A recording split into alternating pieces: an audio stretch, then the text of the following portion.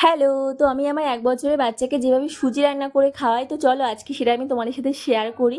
তো এটা কিন্তু একটা নরমাল খেজুর আমি সারা রাত জলে ভিজিয়ে রেখেছিলাম, আর সকালে দেখো এটা কিন্তু ভালোভাবেই নরম হয়ে গেছে, আর ওর মধ্যে থেকে কিন্তু আমি বীজটাকেও বার করে নিয়েছি, আর একটা ম্যাশারের সাহায্যে কিন্তু আমি খেজুরের পাল্পটাকেও ভালো করে বার করে নিয়েছি। আর এদিকে একটা কড়াইতে কিন্তু আমি ১ কিউব মতন বাটার অ্যাড করেছি।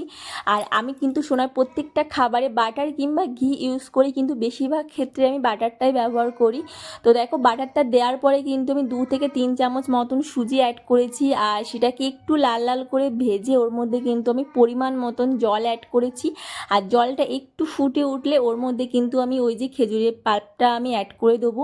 আর এটা কিন্তু মিষ্টির জন্য আমি জাগারি পাউডারটাও ব্যবহার করি মাঝে মধ্যে, আর এই খেজুরটাও কিন্তু আমি মাঝে মধ্যে ব্যবহার করি। কিন্তু খেজুরটা কিন্তু বাচ্চাদের শরীরের পক্ষে খুব উপকারী একটা জিনিস, আর এটা কিন্তু খেতে খুবই টেস্টি হয়, আমি নিজে খেয়ে দেখেছি।